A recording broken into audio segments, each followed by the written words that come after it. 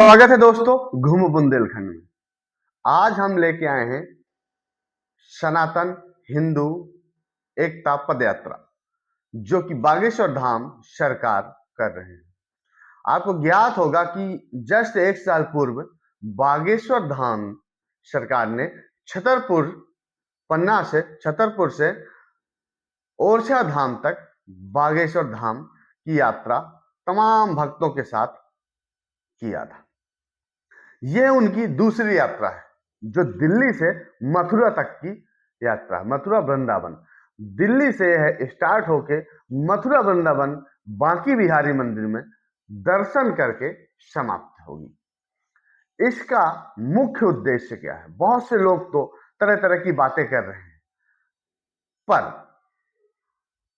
उनका जो उद्देश्य है सनातन को आगे बढ़ाना, सनातन को ज्यादा से ज्यादा लोग जाने, सनातन कैसे आगे बढ़े, हिंदुओं में एकता हो, हिंदू राष्ट्र बने, गौ माता राष्ट्रीय पशु घोषित हो। विषय यह है कि बहुत से लोग एक चर्चा कर रहे हैं कि सनातन हिंदू एकता का इसका मतलब क्या? मुसलमानों में भय।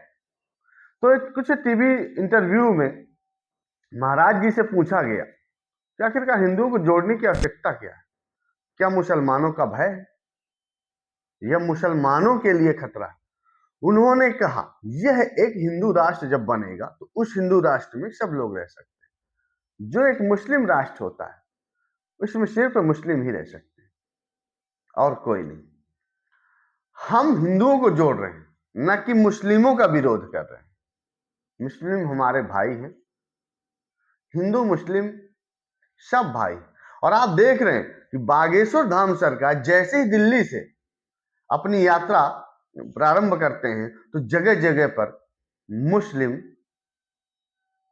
एकता मंच के कुछ लोग और कई सारे मुसलमान गली गली माला फूल पुष्प वर्षा से स्वागत कर रहे हैं। फैज खान से तमाम हजारों मुस्लिमों की संख्या जो कि इन वीडियो में आपको देखने को मिल रहे हैं, महाराज जी का स्वागत कर रहे हैं। महाराज जी कैसे पैदल चल रहे हैं, कोमल कोमल पैरों में कंकड़ लग रहे हैं। महाराज जी अभी तो हाल ही में बीमार हो गए थे।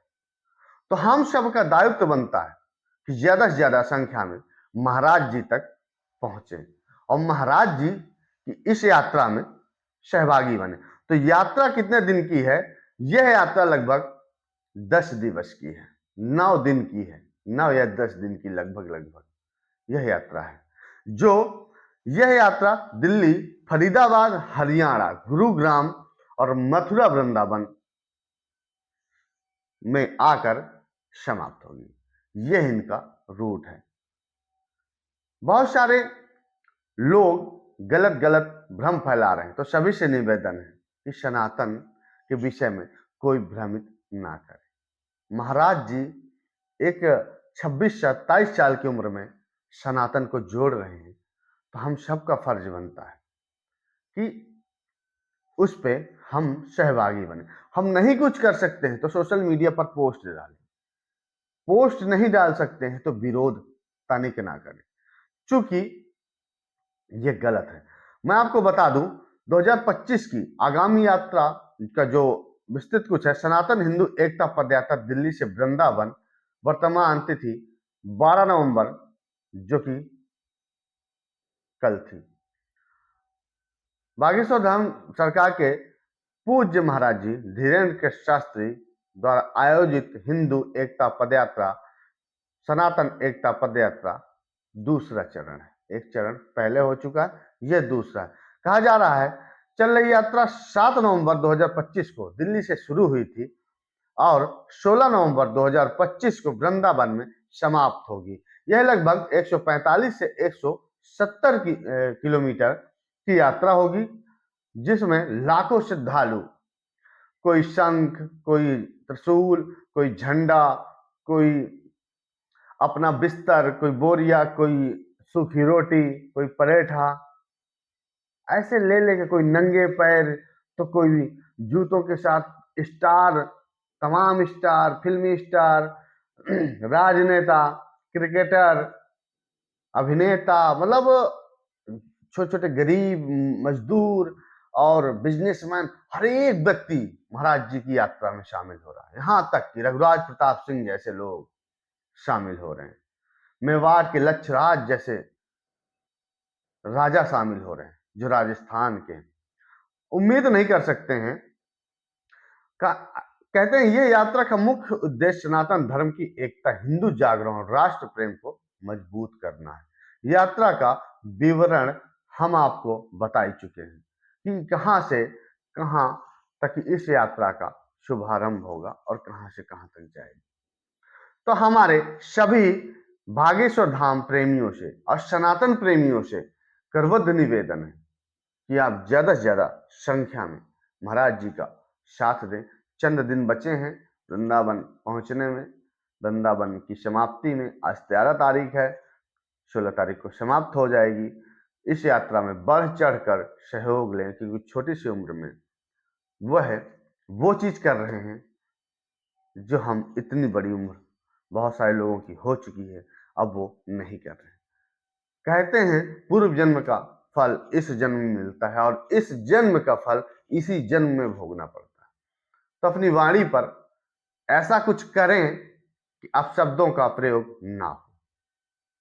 सनातन को जोड़ नहीं सकते हैं तो तोड़ें भी नहीं। एक दूसरे में नफरत ना फैलाएं, क्योंकि सनातन ही तो एक ऐसा धर्म है जो हमें अच्छे मार्ग सिखाता है।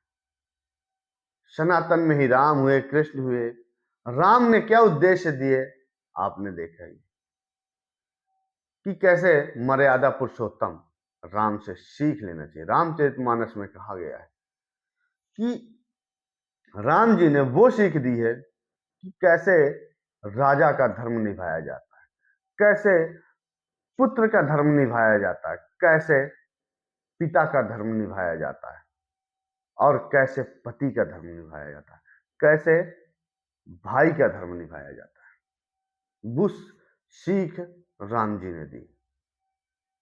तो हम सबको ये सीख लेनी चाहिए। और हम एक तुच्छ प्राणी हैं तो हमको इतना घमंड नहीं होना चाहिए हर चीज में कि हम कुछ भी बोलें।